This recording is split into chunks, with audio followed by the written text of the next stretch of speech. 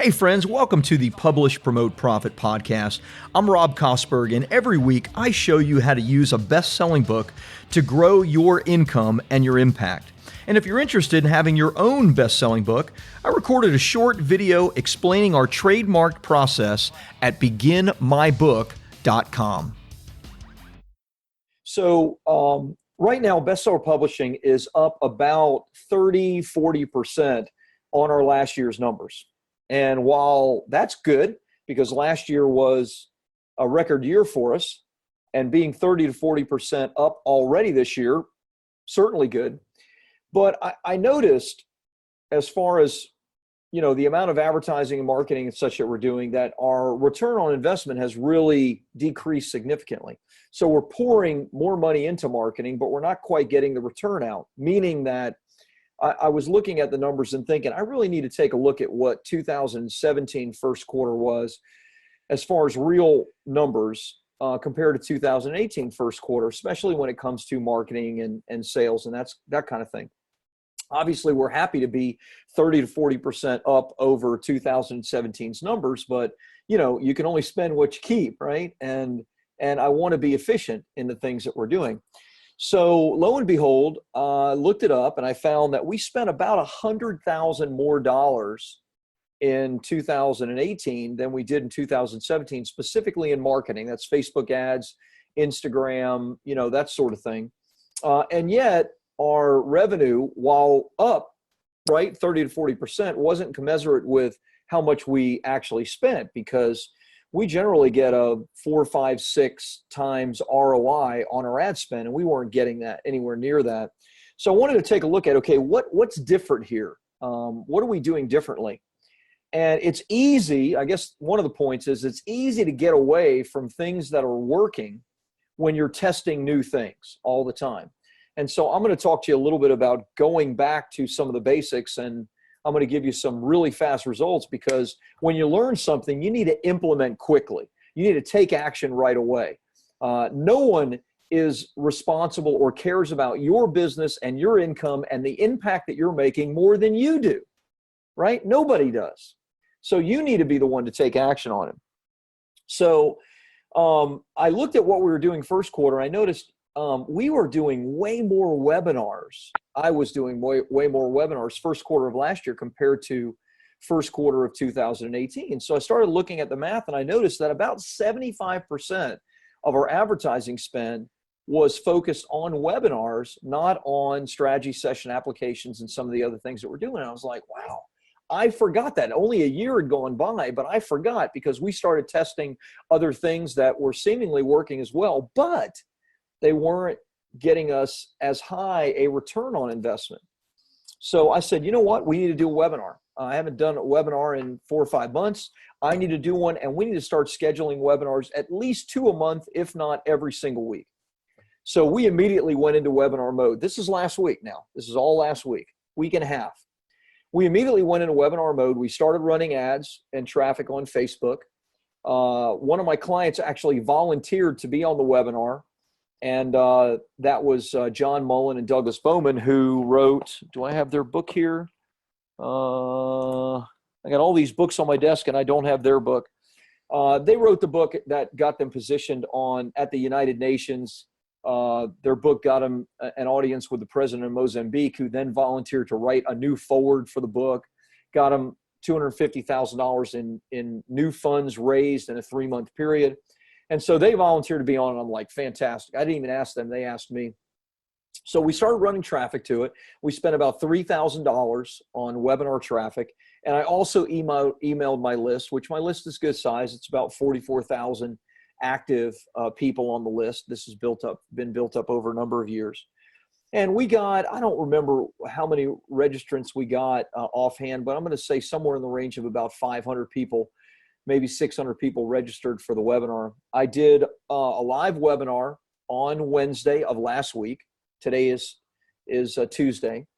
And then I did an encore webinar on Friday. And then I emailed all weekend, made a special offer with some new bonuses. I emailed all weekend and took the offer down at the end of the weekend. So what happened? with about $3,000 in advertising spend and emailing my list and doing a webinar presentation, we brought on 13 new clients that gave us deposits, but we're still going to have individual calls with each one of them, which will mean that probably if all the numbers are about the same, because we've done this many times, it will mean that we'll give back 2 or 3 of those deposits because quite frankly, they're not a fit for what we do. So on average, I'm going to say we're going to bring on 10, 11 new clients from that will pay us from a low of $7,000 to a high of about $25,000 or $30,000 with the special offer.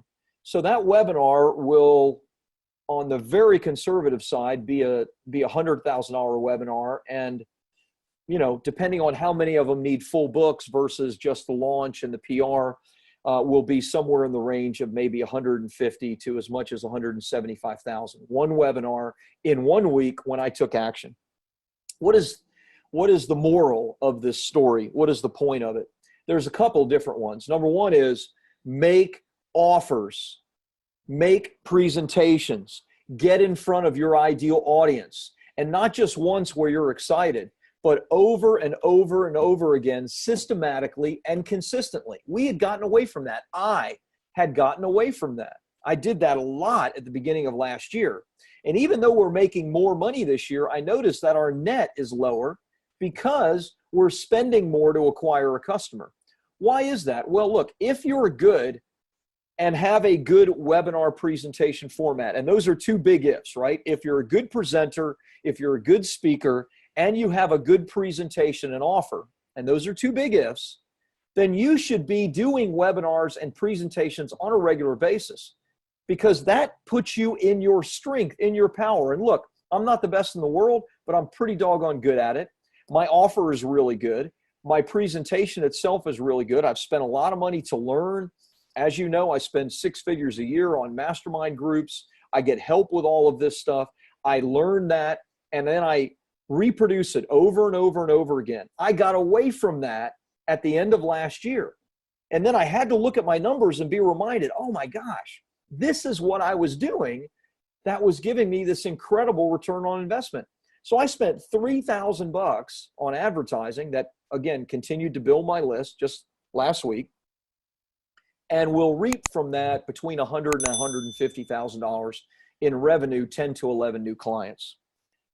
You need to be presenting. You need to be making offers. If you're not making offers to your ideal client, if you're not in front of audiences of your ideal client, if you're not making presentations to your ideal client, whether one-on-one or one-to-many, then you're not making money. You're just not, okay? This is what your book is all about, okay? This is what your book does for you. It gets you on the stages. It gets you the audience. It gets you the opportunities, so that you can do your magic, so that you can do what you need to do. Now listen, what Bestseller Publishing does to help someone create a book, ghostwrite it, if they need that, to launch the book to bestseller, and then get media and PR, it's fantastic. If I do say so myself, right? It's fantastic. But that's not a consistent and systematic business plan. That's not going to make you money 5 years from now, 2 years from now, even 6 months from now, if your program is completed. You need to have the pieces in place so that your business and your book, in a sustainable and systematic and consistent way, puts you in front of your ideal client where you're making presentations. I use my book, my clients' books, and our marketing and advertising to do that, to get in front of my ideal client and say, here's what has been accomplished. Here's the cool things that are going on with my clients. You can do this as well. And you know what? You can either do it on your own, or I can help you and supercharge the results and even guarantee the results. Here is what I can offer you. Here's my offer to you. Some people take it up, right? 500 or 600 people registered, only 10, 11 bought. But at the end of the day, that's 100 to 150,000 or more in revenue to my business, and all done in a 7 to 10 day period. So figure out, if you have left what has been working for you, then you need to go back to that and you need to figure that out. If you're not making offers and consistently making presentations, whether one-on-one or one-to-many in front of your ideal client, then you're not making the kind of money that you should be making. So you need to make some changes so that you can systematically do that. Right before this call, I mean just before, an hour ago, I did a live presentation to Russell Brunson's Inner Circle group.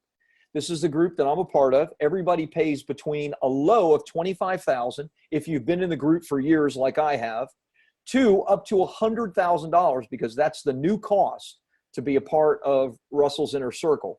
There's 100 people in that. I did a presentation to that group this morning, and I talked about PR and media and how they can book themselves on PR and media and maybe have a team member actually do this for them. And I already have had 2 or 3 people reach out to me and ask me, is this something that I can help them with? What's the cost of it, et cetera? What did I do? I just made a presentation. I actually didn't make a big webinar. All I used was a simple Word doc that I typed out, and I went through each point. I said, I'm not making an offer. I'm not trying to sell anything. This is a group of my peers, right? I just wanted to help and offer value. But at the end of the day, it's the right people that were in the room that I was talking to. And because of that, they want to supercharge their results. They want to speed up their results. So they want to learn more from me, maybe get involved in our program. Who knows? But I have several calls now scheduled with those folks because of the presentation that's made. You need to be presenting. You need to be making offers. You need to be in front of your ideal client, and your book can do that for you, and it can frame and position you in a really powerful way. So whatever was working that you may have stopped, start it again. Or if you don't have anything that you're systematically and consistently doing yourself, then guess what? You have a business that's going like this, because naturally attrition is going to occur.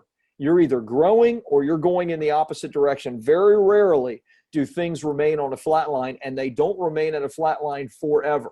So you need to do something to change that.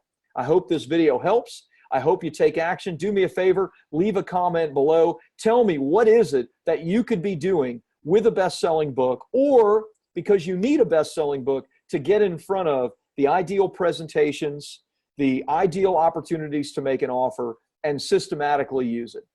Talk to you soon. Hey, thanks for listening in on the Publish, Promote, Profit podcast. If you enjoyed it, please take a minute and like and subscribe to the podcast, because every week I bring you either great guests or great teaching to help you to grow your income and your impact with a best-selling book. And if you're interested in having your own best-selling book, check out my short video which explains our trademark process at beginmybook.com.